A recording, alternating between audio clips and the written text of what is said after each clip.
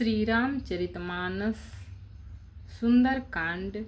विषय समुद्र पार करने के लिए विचार। रावण दूत सुख का आना और लक्ष्मण जी के पत्र को लेकर लौटना। भावार्थ सहित। दोहा।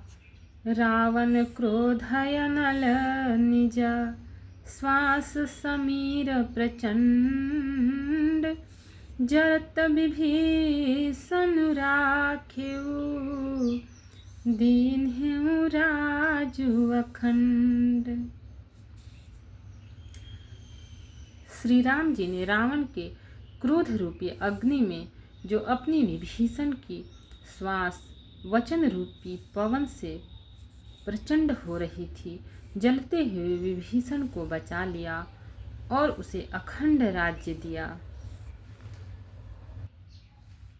जो संपत्ति शिव रावण ही दीन्हि दिए 10 मात, सोई संपदा विभीषण ही सकुचि दीन्हि रघुनाथ। शिव जी ने जो संपत्ति रावण को 10 सिरों की बलि देने पर दी थी, वही संपत्ति श्री रघुनाथ जी ने विभीषण को बहुत सकुचाते हुए दी। अस प्रभु छाड़ि भजहि जे आना, ते नर पशु बिनु पूछ बिसाना। निज जन जानि ताहि अपनावा, प्रभु सुभाव कपि कुल मन भावा। ऐसे परम कृपालु प्रभु को छोड़कर जो मनुष्य दूसरे को भजते हैं, वे बिना सींग पूंछ के पशु हैं। अपना सेवक जानकर विभीषण को श्री राम जी ने अपना लिया। प्रभु का स्वभाव वानर कुल के मन को बहुत भाया। पुनि सर्वज्ञ सर्वौरवासी, सर्वरूप सब रहित उदासी। बोले बचन नीति प्रतिपालक, कारण मनुज दनुज कुल घालक। फिर सब कुछ जानने वाले, सबके हृदय में बसने वाले, सर्वरूप सब रूपों में प्रकट, सबसे रहित,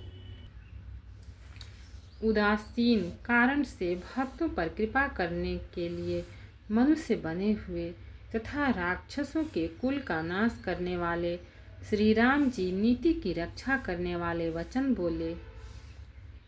सुनु कपीस लंकापति वीरा, केहि विधि तरिय जलधि गंभीरा। संकुल मकर उरग झस जाति, अति अगाध दुस्तर सब भांति। हे वीर, वानर राज सुग्रीव और लंकापति विभीषण, सुनो, इस गहरे समुद्र को किस प्रकार पार किया जाए। अनेक जाति के मगर, सांप और मछलियों से भरा हुआ यह अत्यंत अथाह समुद्र पार करने में सब प्रकार से कठिन है। कह लंकेश सुनहु रघुनायक, कोटि सिंधु शोषक तव सायक। यद्यपि तदपि नीति असि गाई, विनय करिय सागर सन जाई।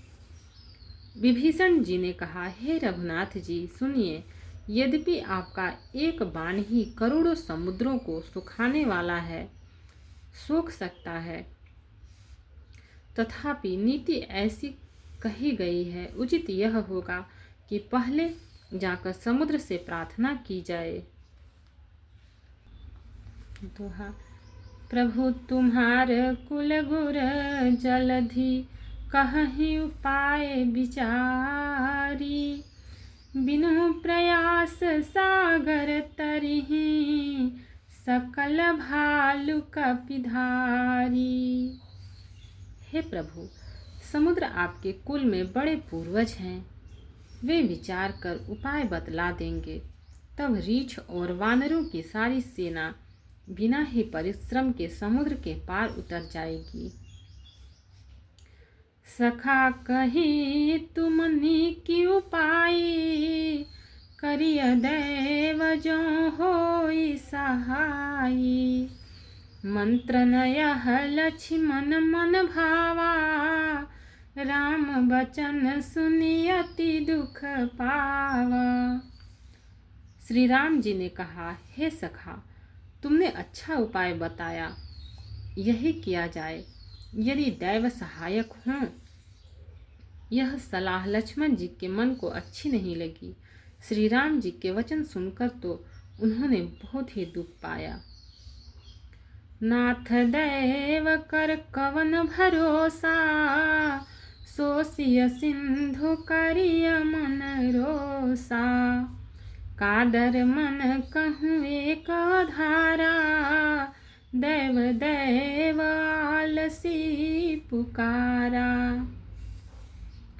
लक्ष्मण जी ने कहा, हे नाथ, दैव का कौन भरोसा। मन में क्रोध कीजिए, ले आइए और समुद्र को सुखा डालिए। यह दैव तो कायर के मन का एक आधार तसल्ली देने का उपाय है। आलसी लोग ही दैव दैव पुकारा करते हैं।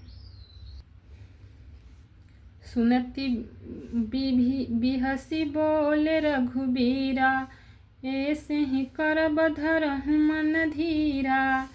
अस कही प्रभु अनुजहि समुझाई, सिंधु समीप गए रघुराई। यह सुनकर श्री रघुवीर हंसकर बोले, ऐसे ही कर